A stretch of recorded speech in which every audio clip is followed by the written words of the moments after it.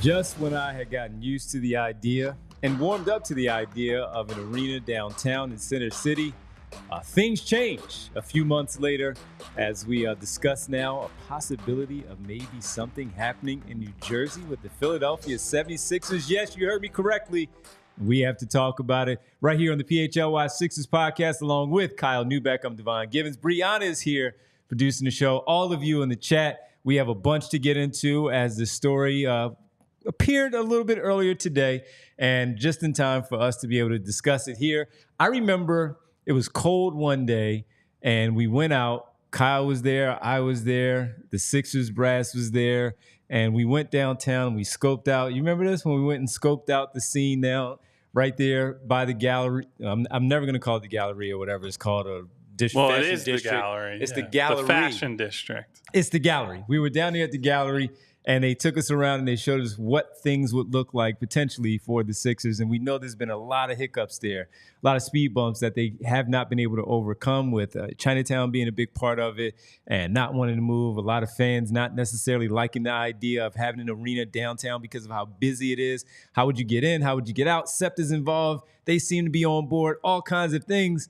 And now this story that drops today about a potential spot where New Jersey and the 76ers are talking or have been talking about a potential arena being built in New Jersey. Now, before we get started, I would just say, would you really drive over the bridge, folks, to go watch your basketball team? We've heard about things like this for years, whether it's the Eagles in the 90s being moved to, Arizona? That was one. I've never really had to deal with something like this, where now talking to everybody, really seeing it. If you guys didn't want to go downtown, well, that's just traffic. Now you're going to have to pay to get over the bridge and pay that $5 fee. That's just an annoying thing. I understand. And then there's 41 games if you're a season ticket holder. Would you really, really do that? And I know there's some season ticket holders in our chat, in our viewership here that are watching. And I'm very curious to hear, after Kyle lays out everything that is in the story and some things that maybe that he can share, I'm curious to see how people feel about this. Kyle, we already drive over there for practice, you more than me, but how would you feel about going over there for games now? Well, let's set aside my feelings for a second. I want to make sure everybody I want to know your feelings. I will give you my feelings once we get there. But there are a ton of people who are just hearing about this. This is a pretty fresh story that we're talking about. So this is from ROINJ.com. I am not ultra familiar with their work, but it comes from a reporter, Tom Bergeron, that it's it seems to be a lot of business reporting throughout the state of New Jersey. So I'm going to directly quote Tom Bergeron, and then I will let you know once I am no longer quoting him and I'm adding my own reporting. So this is from ROINJ. Quote, "The state of New Jersey is making a serious push to convince the Philadelphia 76ers to move to New Jersey into a new arena that would be built for Camden. 4 people familiar with the discussions confirmed to ROINJ." Here's the important part. That's my editorializing. "Discussions between top state officials and leaders from Harris Blitzer Sports and Entertainment, which owns the team, have been ongoing for the last 2 months," the sources said. The sources indicated that talks have picked up recently, in part because HBSE's efforts to build a new arena in Center City, Philadelphia, have hit repeated roadblocks, despite the fact that the owners have indicated they would self-finance the $1.3 billion proposed project. End quote. Mm-hmm. So here's what I can tell you, having talked with some people, not as many people as I would like, but some people today. And some of this has been true for a while. My understanding is that the Sixers have for the current iteration of the new arena plan, they have something close to a drop dead date of, let's call it early September this year. And the reason for that is that they've been on this long pathway where there have been repeated meetings with the city, members of the community in Washington Square West, Chinatown, the the various neighborhoods that kind of intersect in that area of the city where the proposed arena would be. And to get things moving, essentially, if they get everything passed and through legislation in September, that would set them up to start end of the year, beginning of next year with the first phase of, I don't think it's building quite yet, but I think it's like the planning stages of like, okay, we do this.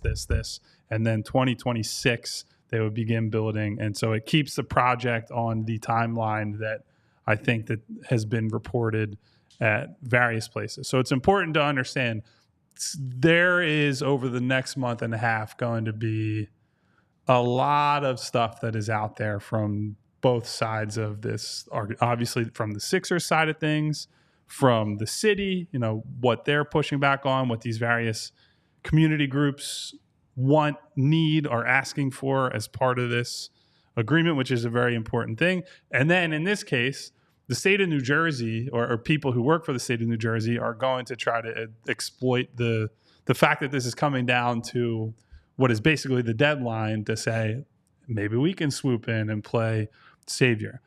I do not think, based on the conversations that I have had, that if this specific proposal does not go through by September, that automatically means the Sixers would build an arena in Camden. Mm-hmm. I think what would happen is if they get to September and they can't get an arena built in the gallery area, the fashion district area, I think that would just mean they would look other places. That might be other places in Center City.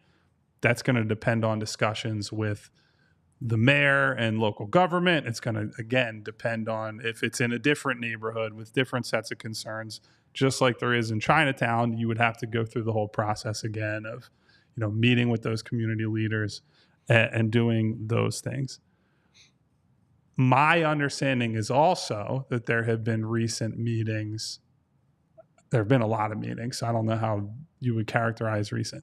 The city and the Sixers have certainly been in touch recently. I don't think that the team believes they're in a bad place in terms of getting this legislation through.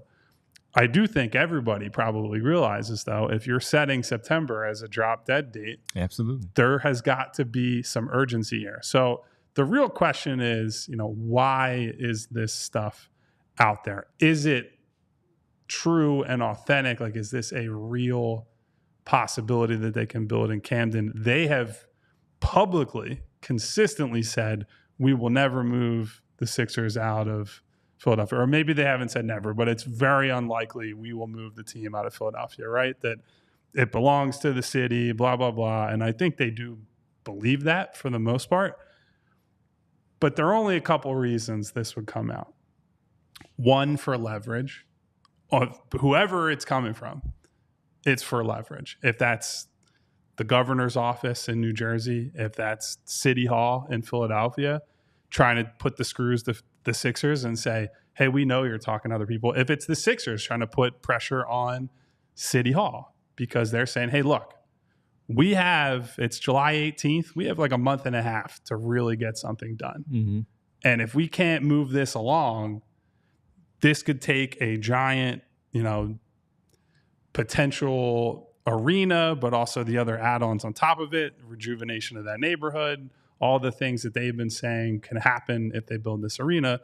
We can take that and take it elsewhere. So you're going to hear a lot of nonsense until this is resolved. Now we get to my opinion. You absolutely cannot build an arena in New Jersey for the Sixers. Point blank, period. It doesn't matter what the benefits are. It doesn't matter if you can build the greatest arena mankind has ever seen because you're able to get tax breaks or you're able to put it near your current practice facility. I don't even this is an irrational thought. I don't even really care about how good the parking is, how good the public transportation to get there is. You cannot do that. It's just a non-starter, 0% chance you should do that. If you have to spend years and more years figuring out a plan to keep this team in Philadelphia, you have to do it because especially for this ownership group where they're already fighting a perception battle, right? They own the New Jersey Devils. They own the Washington Commanders. Those are already points of contention with the fan base who sees it as these people are not really invested in Philadelphia. Like they like it as an investment in the team. It has returned a bunch of money in terms of what they're worth now versus what they were worth when Harris and David Blitzer and these other guys bought the team. And we've talked all offseason. They have pushed chips in. The team is now set up. They've got the third guy. They've paid a lot of money for front office people, for head coaches. They've invested in the team on that level. You cannot look Philadelphians in the eye and say, we're taking this team to New Jersey. It is just an absolute non-starter. I don't care what the explanation for it is. You have to figure out a way.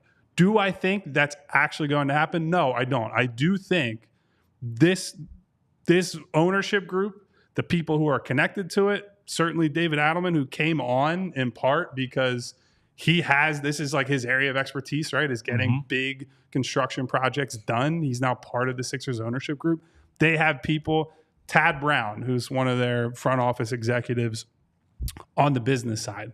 My understanding is the whole reason, or one of the big reasons he joined this organization, came with Daryl Morey from Houston, is to get an arena project done. And all they have said publicly throughout this process is, we want an arena in Philadelphia. So I hope they genuinely believe that, because if they end up pivoting away from that, whether it's in Camden, whether it's in make up a town, Cherry Hill, Marlton, Haddonfield, I don't know, wherever it could be. Let's go to Devon, Princeton, everybody. like wherever it could be. All right. It would be such a gigantic pivot and a slap in the face to people who rightfully feel like, we can say Josh Harris and David Blitzer, like they own the team. Philadelphia owns the Sixers. Like that is part of the community, just like the Eagles are, just like the Phillies are, just like the Flyers are. The city and the community own the team more than any ownership group ever do. I hope that they understand that. And I hope that, look, the practice facility is one thing. Fans don't attend practices. It makes really no difference that their business headquarters and their practices are held in New Jersey. Once you introduce the part that involves the fans, which is the arena, that is a completely different can of worms. And I hope that they are all smart enough to understand. Put all your chips in the Philadelphia basket, because it will go very poorly for you if you go elsewhere. The one thing that's unique about this city with the teams is that we know about the sports complex. It's what we've always known about the sports complex, whether it was the Vet Stadium or the Spectrum, having that, and now having what they have down there right now with all three ballparks and everything all in one spot that makes it pretty easy. Again, makes it pretty unique of what we have here in the city with the organizations.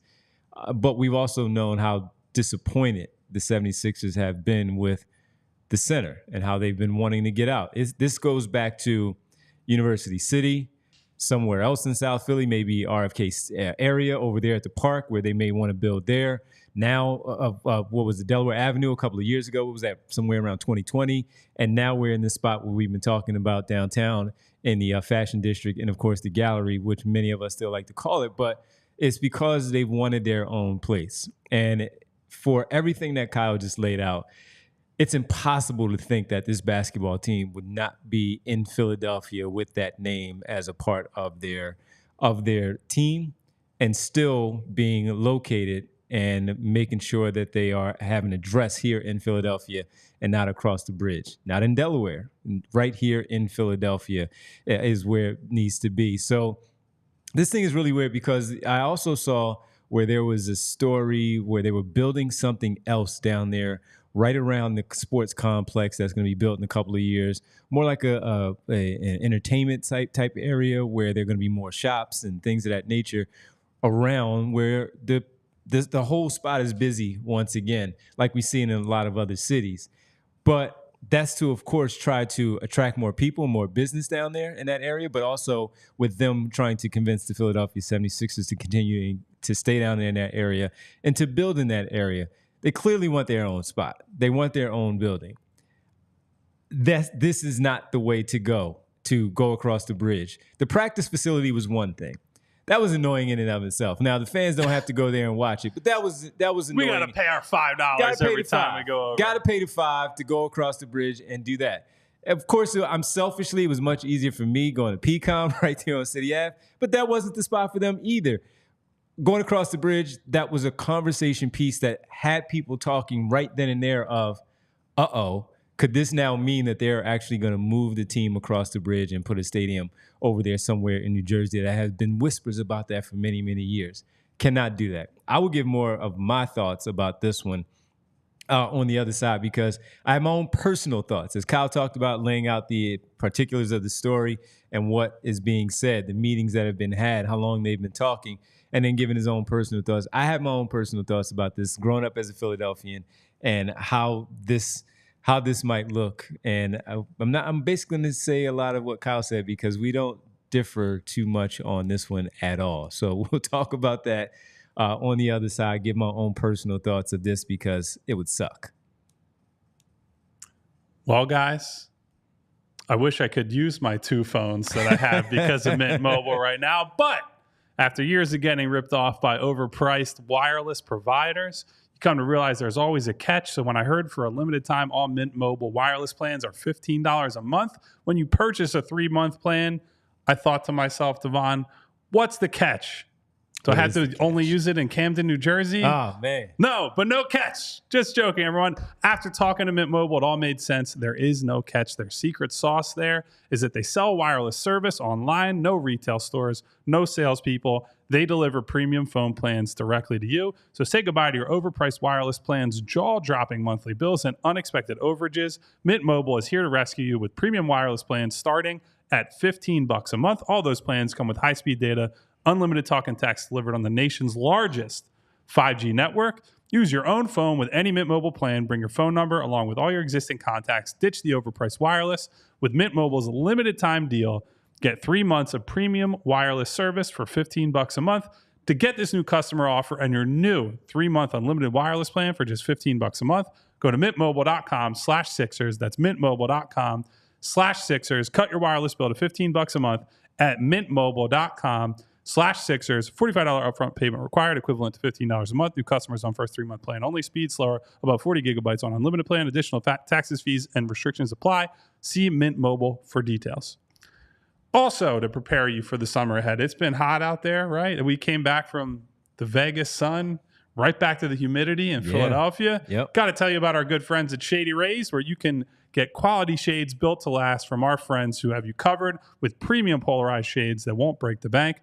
Shady Rays is an independent sunglasses company offering a world-class product rated 5 stars by over 300,000 people. They have durable frames, crystal clear optics. They're the perfect choice for all outdoor adventures. There are hundreds of options to choose from. You guys have seen my Shady Rays on the show. You certainly saw them. I think there's some pictures posted from Las Vegas. I brought them out there. They held up well in that bright desert sun where we had no clouds in the sky for probably 6 out of the 8 days that we were there. And while my skin was peeling off from all the heat, my lips were chapped from how dry it was out there. My eyes were nice and protected every single day that we went outside. And if your shades ever go missing or take an unexpected hit, don't sweat it. They have the most insane protection in all of eyewear, every pair backed by lost or broken replacements. So exclusively for our listeners, Shady Rays giving out the best deal of the season. Head to shadyrays.com, use code PHLY for 35% off of polarized sunglasses. Try for yourself the shades rated 5 stars by over 300,000 people. Darkness says here in the chat, the Shady Rays Center of Coatesville. The Mint Mobile Arena. And then they'll put Ryan Reynolds' face right in the middle of the You and Ryan talking. The you logo for it. Hey, listen, you have your phone up and he has his phone up. Yeah, come on, man. Put you on the side of the building. If I can hang out with Ryan Reynolds for a little bit, maybe then I'll be convinced. I was watching the Ryan Reynolds movie on the plane on the way one? back. Red Notice with Dwayne The Rock Johnson and Gal Gadot. can't say I've seen that one. Yeah. Ryan Reynolds has been in a lot of movies. He's been in a ton of even movies. Whether he's been in a lot of like, good movies. That's another question. But he's been in a lot of movies, man. A lot of movies. Please keep us on Mint Mobile. Yes. Even if I make fun of Ryan Reynolds' bad movies. We'll like him. He's in enough good ones. But he has the one out right now. What is it called? If, Bree? What's that movie called? The animated movie, but it's not just animated. What's that movie called? Is it If? Okay, it's called If. He's in another one, wasn't he? Just anyway. Well, he's got the Deadpool one coming out right now. Wasn't he in? Am I thinking of somebody else? Fall Guy? Was that him? That was Ryan Gosling, right? Ryan Gosling. That's right. I mixed up my Ryans. Yeah. My handsome Ryans in Hollywood. Right.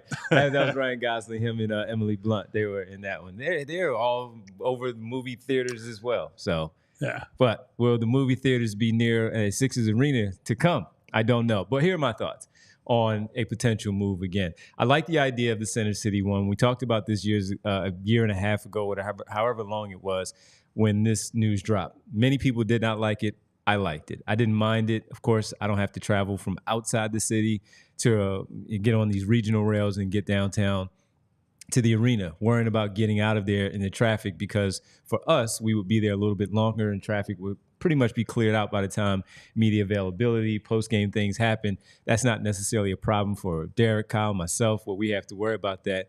And I did understand that. And of course, I felt for the people who did have that concern. But for me, again, growing up here, I'm a city guy, and hearing about these things in the past, from the Eagles to the Sixers, of possible movement outside of the city. Saw somebody in the chat say, "Oh, please stop. It's right across the street, basically, for that." But it's different, because you're also talking about the traffic over the bridge, where a lot of people live in New Jersey. You have to deal with all of that, going across the bridge to do that. But then it's the other part of what Kyle said. This is the cities here, the teams here are part of the city's fabric. Not going to New Jersey. I don't care what the New Jersey Devils, the New Jersey Giants, the New Jersey Jets, the New Jersey Nets at the time, what they had to deal with in their parts of the town, having the name attached to them, but they're not actually in New York. That's their problem. We made fun of them from afar because we never had to deal with something like that, because you just don't do it. And to Kyle's point, Josh Harris and David Blitzer, they've been skating on thin ice for a long time anyway. From certain press conferences where they would say certain things where the fan base wouldn't necessarily like it. Owning the New Jersey Devils. All right, it's the Devils. It's not the Rangers, but it's the Devils. It's still a rival of the Philadelphia Flyers. I mean, I hated the Devils as a kid. Yes. That's because they were very good. Yeah, but more hated than Rangers, right? So if you bought the Rangers, you're like, you really lose your mind. But then you go and buy the Washington Commanders, and that's a real rival of the Philadelphia Eagles as well. And it just seems like, for a lot of people, with Josh Harris in particular, that he does have a lot of bad will here with the fan base. You don't do this. Read the room now at this point, where, all right, enough is enough. You don't need to go across the bridge. As I mentioned, the practice facility is one thing. It's a very, very nice training facility that they have over there. But it's across the bridge. All right, for us, it may not be all that big of a deal, except for the commute, having to get there. We can still get back and forth to work. It's normally during daytime where we don't really have to deal with too much traffic. It's not all that bad. But when you're talking about a potential arena in Camden where people have to go over there, yeah, the sight line would be fantastic. You know what would be also good because of the water? Right there on Delaware Avenue, if you're going to do that. Figure that part out. But you can't move outside of the city, because the fan base in general, this is your team. This is your team, your town, your 76ers. Your town is not Camden. Your town is not New Jersey. Your town is Philadelphia, or some other parts of the area here in Pennsylvania that's not too far that you would have to work with. That's why when it was at least, interesting, University City. Interesting, moving out of the comp, moving from where you currently are to maybe across the street at RFK, or somewhere around the vicinity where it would be possible.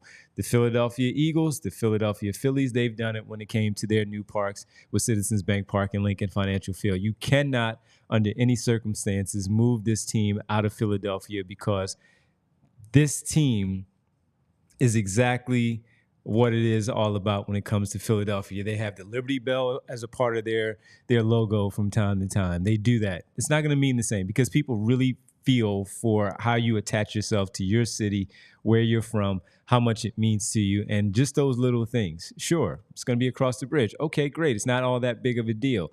It's not about the $6. It's about everything that comes with it, about you being from this town and your team being in your city. It's a little bit about the $6. Sure. So, like, I mean, look. Yeah, but that's a little bit down the line when you're talking. It is down the line. It's down the line because when you're talking about Philadelphia, you're just talking about Philadelphia and what's in you. You're a Philadelphian, born and bred. That's you. The $6 is a piece of it. Yes, that's why I mentioned it right away. Yeah. But it's more about how this is your team in your city, and that's it, period.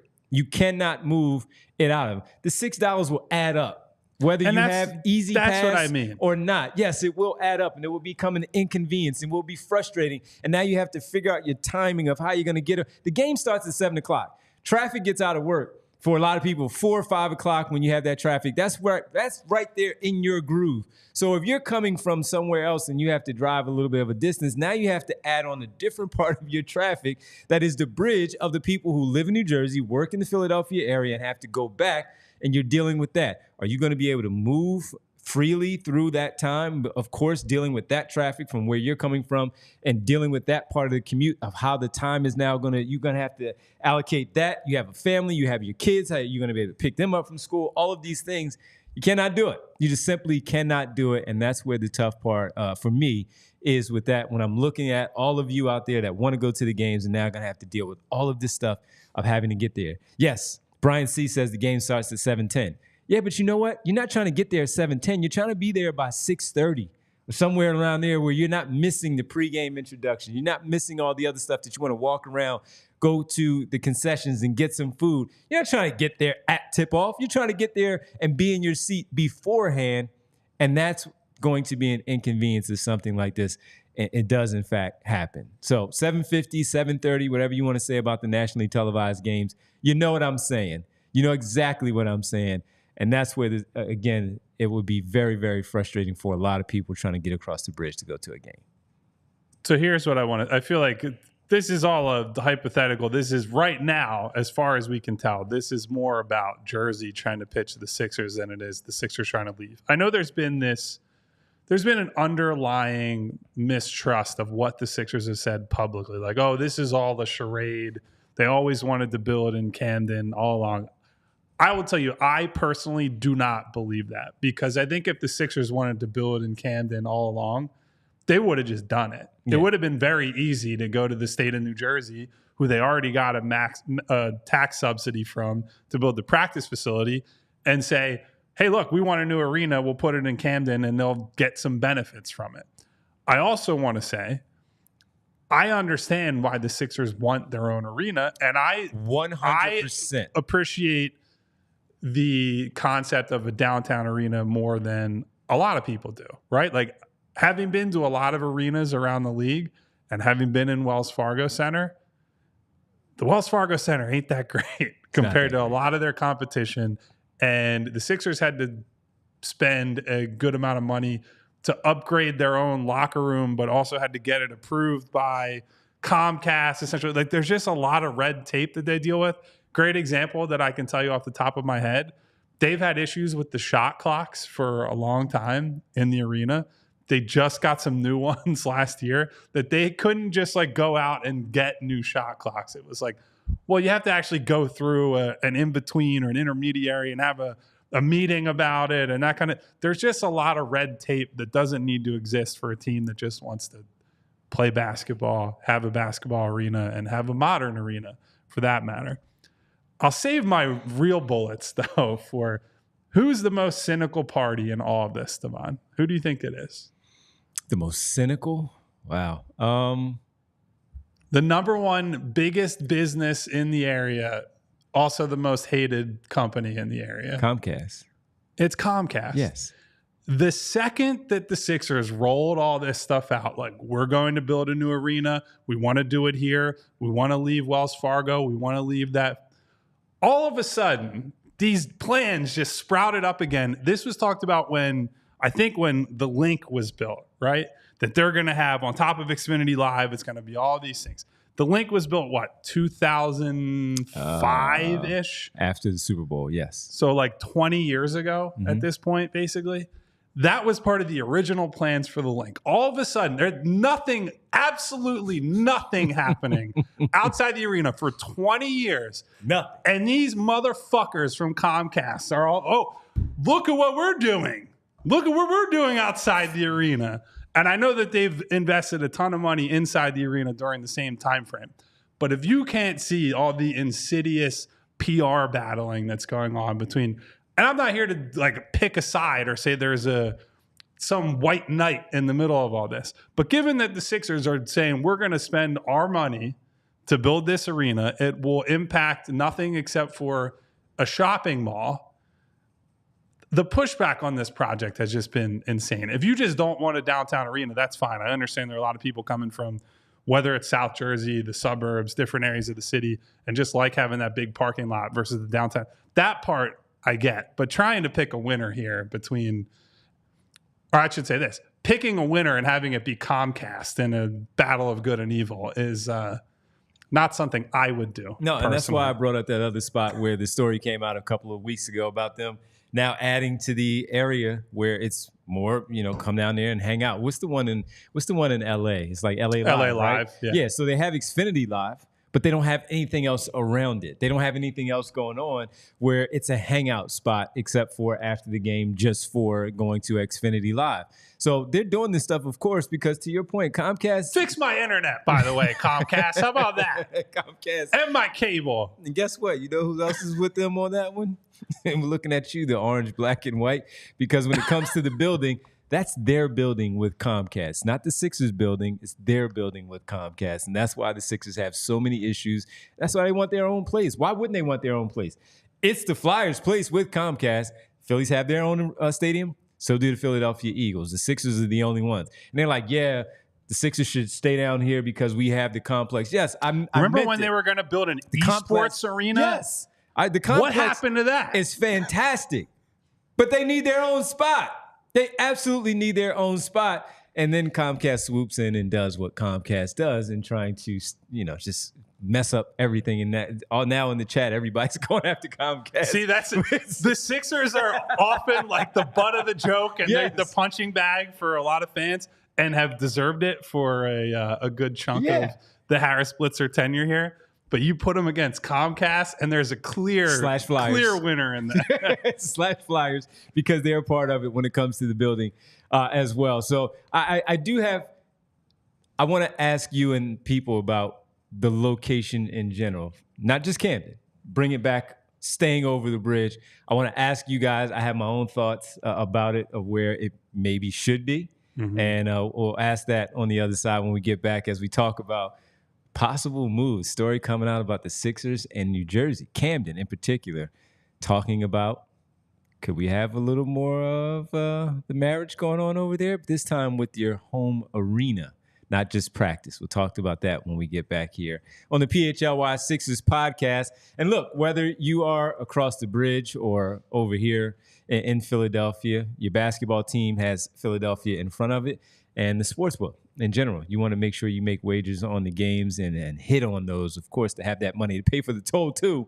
Well, we got to tell you about our good people from Bet Parks. And Bet Parks has your seat at the table with a live dealer for all your favorite classic casino games right on your phone and right now. You can play live Baccarat. You can play roulette, live blackjack, not in Las Vegas, right here with a live dealer, plus play hundreds of exciting online slots as well.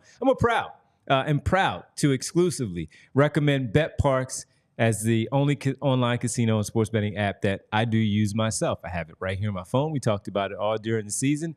That is very true. Summer's here, so if you're at the beach, you're on the boat, the boardwalk, the Poconos, the campground, the lake, or your backyard pool, or maybe even somewhere else, you want to make sure you make your downtime fun time as well. Plus, Bet Parks is a proud official betting operator of the PGA Tour. So download the Bet Parks app and enjoy all the action and the excitement from the casino right at your fingertips. You must be 21 in PA, New Jersey, Maryland, Ohio, or Michigan. Gambling problem? Call 1-800-GAMBLER. You love to play. You love to win. You bet. Bet Parks. Also want to tell you about our great program that we do have here as PHLY staff that we are. Proud of that. and the great stories that are going up there on our PHLY site there. So you can check everything out, allphly.com. Read the stories that Kyle is putting out there, Derek Bodner. Training camp is in 5 days for the Philadelphia Eagles. So Bo and Zach have you covered. Les Bowen as well. You want to make sure you dive into what the Phillies are doing. They restart their season tomorrow. When you're looking at what the gang is doing here, Jim Salisbury, of course, Flyers with Charlie O'Connor, we have you covered. But you need to be a diehard member to access it all and to maybe read a story about what's going on with the Sixers and a possible arena change in location. And reading about training camp is all there for you. You can also check out the events calendar for upcoming events, including our first golf tournament that just took place while we were gone. We didn't even get a chance to witness it, but we saw the photos. It looked great. How would you have been a member and become a member and being able to be a part of that? As a diehard member. Also, Phillies takeovers while the games are going on is for the second half of the season for them as they push for the postseason and a World Series crown. Make sure you do become a diehard member. Sign up. Go to allphly.com. You can get podcasts, live shows every day, every team, podcast shows, premium written content that we mentioned, 20% off events, dope merchandise that we have, free shirts when you become a member, maybe like this one, a members-only Discord, the PHLY Lounge as well. So go ahead, check it all out, allphly.com. Become a member, tell a friend to tell a friend to tell another friend so you can be a part of our PHLY community that we're building here. All right, let me ask you. You like the downtown arena as a possibility? Yeah, so here, I'll lay this out for people. I live in Philadelphia. I don't live in the suburbs. I don't live in South Jersey. My home is in Philadelphia. So I'm not one of these people who's just like, oh, I'm coming from King of Prussia and telling you like the city should do something here.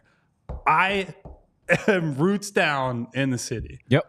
I like the idea as long as it doesn't. Here's the big qualifier: as long as it does not impact the neighborhood. If they stick to what they have said, that this is our hard cutoff line with Chinatown, I am sympathetic to the argument from residents of Chinatown, where if you look at some other markets, yes, there have been some businesses and some places that benefit from a new arena and the foot traffic that comes from that. I certainly think that area of the city has kind of gotten lost a little bit, is probably the way I would put it, just because nobody really goes to the fashion district. Malls have been basically kaput since COVID hit for reasons that are out of the control of those business owners. I understand the concerns there, but I think that's a cool idea to just have it in the middle of a lot of stuff. As someone who's been to MSG quite a bit, I love getting off of the train there and you're just like inside Madison Square Garden. That is a really cool concept to me, that someone can just take the subway, take regional rail, take Amtrak, whatever it is, and you just pop up. You said we walked the site for this potential arena. You would come off of what is still Market East, whatever the hell they call it now. Yeah, what is I don't know. Isn't it like Jefferson Station or something? That's Market East forever. Just right. Just like the outdoor arena over the bridge is like Tweeter to me forever. I don't even know what it's. The Tweeter Center. The Tweeter Center. I still call it everything it was when I was a kid. Like 6 times in like the last 10 years, it seems like.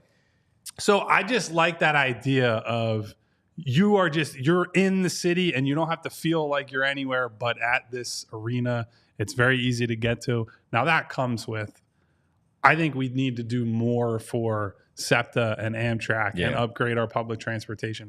That's the one thing I'd love to steal from New York, is how embedded subway culture is there. I'd like it to be a little nicer, if I'm being honest. Absolutely. But yeah, of course. I would just love that instead of this giant useless parking lot that sits in South Philadelphia. I know everyone loves their parking lot and Xfinity Live that goes to these games. I would love a downtown arena. I'm not married to it. If you can find a place, whether it's Penn's Landing, whether it's somewhere in Fairmount, like I don't really care. But the Sixers are going to get a new arena at some point in the near future. Their lease is up in way or another. 30-31, their lease is up. Not 20-31. I mean, 30-31 would be, that's a hell of a lease if you're locked in. I was thinking of 30-31 season. that season. So 20-30, 20-31, that's when the lease is up. Anywhere in the city is fine by me. The idea of the one downtown at the Fashion District I loved it. Not just because they gave us a tour of what it would look like. When they first announced it, and even when you have a chance to tell, of course, we talked to some of the people in the organization of how that are really involved in it and everything that they were thinking. And then when they put out the specs of how it would look and having the rooftop and you can do all this type of cool stuff, it just looked great, right? Of how it was all presented. And of course, all of Darkness these things says I'm a commie for liking subways. We drive oversized pickup trucks here, brother. So no, I love that idea. I love having it downtown because, like Kyle said, it roots down. I still live in the city, and of course we have flaws just like everybody else when it comes to the city. But I love the idea of that one. My second favorite was when they were talking Penn's Landing and they were talking down there of how it looked because of the water and how cool that will look and everything else that will be built around it as long as it does not affect the community at all. That you leave things alone, everybody's on board, and that all works out. To have it sitting there on the water, I thought that was dope. Growing up as a teenager, one thing that was always big for me, of course, the Sixers were big, Eagles, Phillies, huge. I love high school basketball. I was going into high school, and I would go to these games where they would be. One of the cool spots for me growing up was the convention center, right there in University City. That is too big it's not big enough, and now that's totally different because of the hospital is taking over that entire area, and it's great. But for me, just pointing out when they were talking University City, I'm sitting there and I'm like, how would that look? Because I remember how cool it was for the convention center. I don't remember the seating. I don't remember the capacity or how much it was. But what I remember was how much everybody came together from every school to watch the playoffs of the public league playoffs at that time and how dope it was of everybody down there in that spot. Again, it's still the city. I've been in plenty of arenas. The Palestra is still the Palestra. It's still the greatest. I was just talking to my daughter or something because she had to write some paper about arenas. And one thing I talked about to her was helping her out, MSG, because of how great that is as an arena. And we talked about the Palestra and how great that was. We didn't get into the convention center because she wasn't born. She doesn't know enough about it to do that. But having it in the city is just great to me. Being in South Philly, I'm used to it. That's where I traveled to watch the games to the Spectrum and the Vet, and now these other arenas and stadium. I mean, the other arena that we have there as far as the center, and then the other two across the street. But being in the city, whether it's downtown, whether it was Penn's Landing, and of course growing up and going to those games at University City for those public league playoffs at the convention center, the city is where it is for me. You can navigate and we always figure out how to get places in the city. You will find a way. There will be enough parking. You cannot make and put together one of these buildings without figuring out how the parking is going to be convenient and easy for people to get to, as easy as possible, because traffic is traffic. You're just going to congregate together. And there's going to be so many people there that you're going to get through it. You're going to adjust your time schedule. You're going to figure all that out. And that's not to go across the bridge. That's to stay in the city and doing it. Sure, I don't want it going too far out where we're going all the way up 95 where we're closer to Delaware. I would love it for it to still be here, somewhere close to here, like we are talking about down there on Market Street, or, of course, going to Penn's Landing, revisiting something like that. And if they figured it out where they got out of the center, and maybe they did go across the street to the JFK, the park, and somewhere else down there where they can find a spot to put in an arena, I'm fine with that too. But it has to be in the city. It cannot be out elsewhere going on like we've discussed now, going across the bridge and going to New Jersey and all that stuff. I really don't want to go too far out where it is. I mean, I can't think of it. Glen Mills. I don't know. I don't want to go all the way out there. Where is like the hard cutoff line? This will actually make people mad because it's like, well, what is considered Philadelphia? There's nothing wrong with going to Glen Mills. There's nothing wrong with going to King of Prussia. I'm not saying that because, yes, I do go to King of Prussia. I go to the mall. I have no problem Eugene driving Ross, out build there. It at Chestnut Hill. No, I don't want Chestnut Hill. I'm not riding. No, I'm not doing that. But no, having it in the city again would just be fantastic for the Sixers if they were able to do that, because the Palestra, yes, it's hot as hell, Gene, I know, but it's still the Palestra. And parking is terrible going down there because it is what it is, because you have to park and you have the meters and all that. But if they're going to build an arena, they're going to find a spot where there's a parking spot and a parking lot for you and all of that. Gene says the Plymouth Meeting Sixers. Yeah, I don't want to go to Plymouth Meeting. Hell no. I don't want to do that. No disrespect to Plymouth Meeting, I'm not trying to do that. no. I'm trying to keep it right here in the city so we can make sure that we have it there. Were you ever able to get to the convention? I know you're younger than I am, and it may have been gone. Not for games. I mean, I've been to the convention center for different events and things that they've hosted there. But it was the best. It was the absolute best. When Gratz was Gratz and Rasheed Wallace was still there, and you had FLC and Gratz going at it for the Public League Championship, or Overbrook playing University City and in the convention center. It was one of the coolest things when I played, and I'm like, oh, I want to play. I want to play in one of these games. I want to be there, yeah. I want to be in one of these games. I want to be sitting here watching it. I want to be in one of these games. And that stuff back then for the boys' playoff games, the girls' playoff games, was the best. And that's why, again, I still have that with me, thinking about what it could be for the professional team if they did something like that in University City. Yeah. I don't know where it would be, because, again, the convention center was right there at Children's Hospital, right across the street from Children's Hospital. So I don't know where it would be. But I'm just using that as an example of how good it was to have an arena, small as it was, in the city that worked out. Winona is saying the Man Music Center. So, Winona, I grew up. No. The Man is awesome. Do not get rid of the Man. I grew up right around the corner from the Man Music Center in Winfield. So we would walk down the street to go in that area for stuff that we wanted to, right there at Parkside. And I say leave the Man alone. I would say leave Man alone, because for them to still have the music and things that they have there, that's still a dope spot for people to go to for the music part of it. Yeah, you can still have concerts. Well, no, but we're going to fight if you take the Man away from me. So since I live right there, Kyle, at the Man, you could hear the music. Yeah, from my house, right? Whether it's on the step, sitting there, we can listen in the summer. In my bedroom, my back, since I had the back room in our house, you can just hear it clear as day. Be like, oh, that's right, that's such and such. You know, they're supposed to be there tonight at the Man. So yeah. So one thing we haven't brought up yet, I think they've done studies on this. The highest percentage of fans that are in-city residents that attend games are for the Sixers. Like, if you compare that to how many come to Phillies, Eagles, Flyers games. So I think for the Sixers specifically, it's meaningful to keep the arena in Philadelphia, because you already have such a large percentage of your fan base is here. They're not coming from past the Northeast. They're not coming from South Jersey. They're not coming from these other places. They are already here.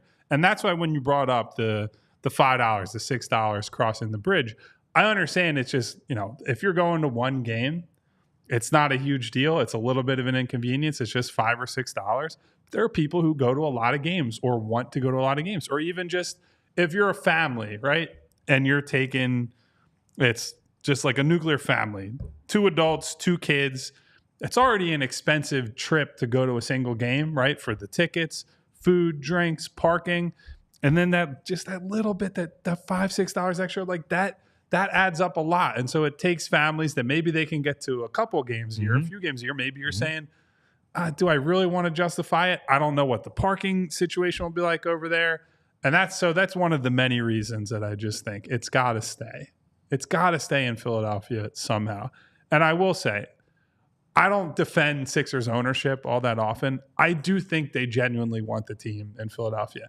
If for no other reason, then we got a super chat from Sean, and this is, I think, is a very good point. Says the Sixers are more valuable as an asset with their own arena in the city. Harris is all about assets and maximizing them. I don't think they will go to Jersey, but this puts pressure on the city. I think that is a good read of the situation, right? I think if they absolutely had to get their new arena, certainly they would consider whether it's Camden, whether it's somewhere suburban Pennsylvania. I think they would consider it. I think knowing that they are the Philadelphia 76ers, knowing that there is a big part of the fan base that doesn't think a new arena is necessary in the first place, I think they are hyper aware of the fact that this is, as much as anything else, a perception issue. Yes. And if they can keep themselves in Philadelphia, they are going to do it. This is going to be a giant pissing contest between Comcast, the Sixers, City Hall, the neighborhood groups. Frankly, I care about the neighborhood groups more than I do about any of these other people, because they're real people who live in these neighborhoods, who have businesses in these neighborhoods that are going to be directly impacted by whatever happens. But at the end of the day, they want to stay in Philadelphia. I believe that in my heart of hearts. Yes. And I think they're going to do what they can to make that happen. Maybe some people just need to get more on board with the downtown arena and make your peace with it, because it's certainly, if we're comparing that to a South Jersey arena, the superior option. Yeah. And look, once you were able to walk into that downtown arena and find your way and figure out your traffic pattern and figure out the time and all the time you need to get in there.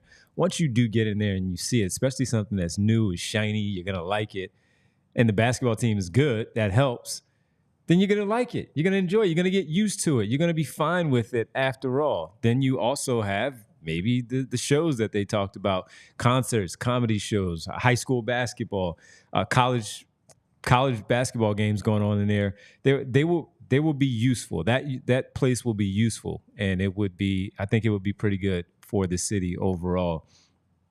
In our before we get to the other super chat, NRS says, is there a single city where the NBA and NHL team does not share the same arena? New York doesn't count because they have multiple teams overall. So when I think about, Staples has the Kings, Lakers, and the Clippers. Right, But the Clippers are now building their own arena. Yes, so that's a great example, right there. Right. Yes, because they're out of Staples. They're splitting off. They don't want to be one of the teams in a single arena. They want to be their own team downtown, in a better arena. Do the Wizards and Capitals share that? Well, that's arena? a whole. The arena situation down in DC right now on multiple levels is a disaster. Right. So. Yeah, especially talking about the Wizards potentially moving to Virginia lately. I don't have the answer to that, NRS. I don't know. I don't know what the Blackhawks and the Bulls, I think they both use the United Center. Mm-hmm. In most cases, though, part of the reason this is the way it is, the NBA owner is largely, in a lot of cases, the same as the NHL owner. Right. Like the Rangers and Knicks, for example. They're James Dolan. Or I believe in Colorado, the Crankies own the Nuggets and the Avalanche. And let's see, who else? I'm trying to think of the dual ownership groups. I think actually in Washington, it's the Leonis family, right? They own the Wizards and the Capitals. Yep. And then I think it's different in Boston. It's definitely different in LA. But that's a big contributing factor to what we're talking about here. And that's how the Sixers were for a long time. They're effectively owned by Comcast. And then once they split off, once Ed Snyder sold the Sixers to Harris and Blitzer and the rest of the ownership group, that's created the dynamic that we're watching unfold right now. Yeah, absolutely. All right, let's get to the other super chat.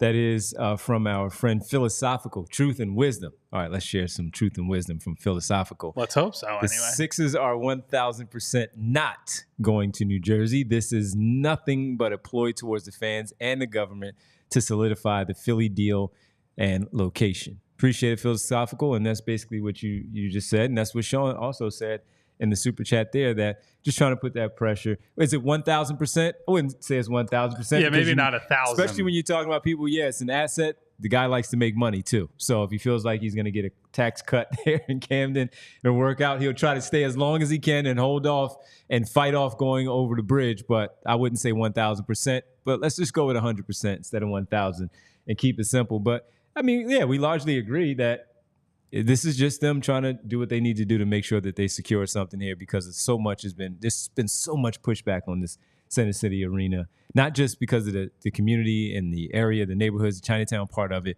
but some fans just who are coming from the suburbs, to your point, they don't want to take the regional rails from wherever they are and be in the city. And a lot of you talk about crime in the area, poverty in general, where you may have some, unfortunate situations for homeless people down there. And people are afraid of certain things, and they don't want to put themselves in tough situations that they feel like they don't have to be in. That is also a part that I don't like about the whole anti-downtown arena discourse is it's a lot of suburban people who've never set foot in Philadelphia other than being in those parking lots and coming to the arenas, right? That there's a perception of Philadelphia and I would say of a lot of major cities that like, oh, it's a war zone. You can't go anywhere without someone robbing you or pulling a gun on you, and it like tries to paint this picture of Philadelphia as this like place of chaos. Do we have problems in Philadelphia? Absolutely. Are there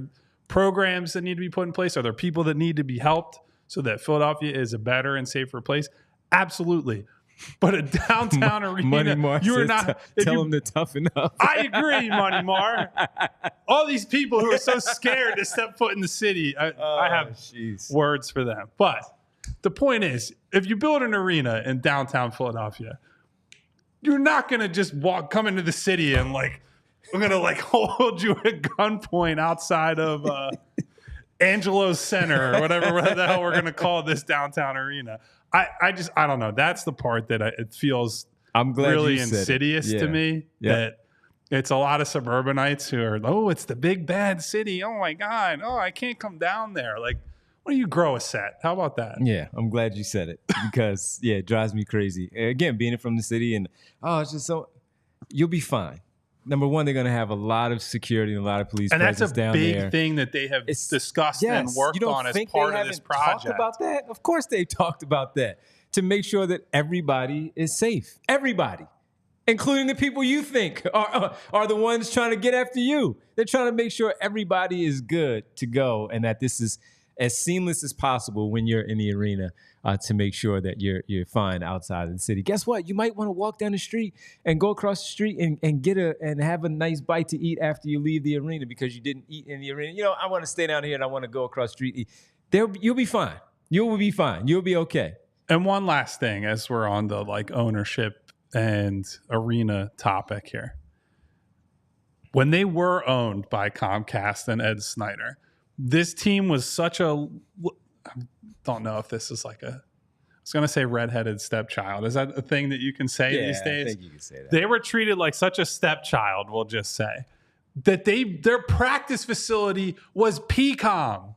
They just used the gym of a little fucking medical college on City Line Avenue. It was awful. You would go to practices or like press conferences that this team would have. And there are just like college students walking around, interrupting their practices. It was whatever you want to say about Harrison Blitzer and these guys. They built a real practice facility for a professional basketball team. There was one basketball court in Pecan. So after this team was treated as a second-class citizen in their own arena by their own ownership for a long time, at least this ownership group has tried to treat them as a professional organization. And before that, it was at a college, St. Joe's University. So there's that. All right, that was nothing against redheads. That was an interesting one. Nothing against redheads at all. All right, man.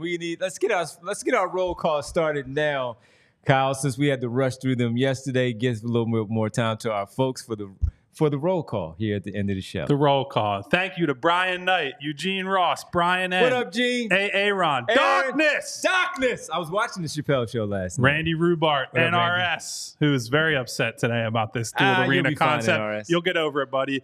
SB Cole, Sean Wolford, who was one of our super chatters today. Thank you for the donation. Money Mar, Keith B. Toughen up, Money Mar. Mr. Sandman, Travis O'Connor, who says he would 100% take the regional rail. Good on you, Travis. Having some stones out there in Abington. We love that. Abington, not that far from where I grew up. There you go. Shout out to Abington. Fresh Prince 215. What up, Prince? Jess, Martian Lynch 33. Hey, Jess. Al, the 2-minute warning. What up, Al? Prophet 1. Bootzilla. Boots. Because I feel like it. We love that. Damn right. Caleb Clemens. Adams what up, Exploits. Caleb? Number 16 for the Slade. Sixers. Bird Fan 79. What do we have? What up, Birds fan? That's probably about enough. Guys, if you haven't already. Winona. We saw you in there, Nona. Love you, Winona. Hypothetical man. Gavin, Will, all our normal guys. What up, folks? If you Hypothetical man. If you haven't already, hit the subscribe button, hit the bell icon so you get notifications each and every time we go live. If you hit the thumbs up button, maybe the Sixers will keep that damn arena in Philadelphia where it belongs. We will be back tomorrow at 2:30. Thank you, Bree. We all silly like the mayor.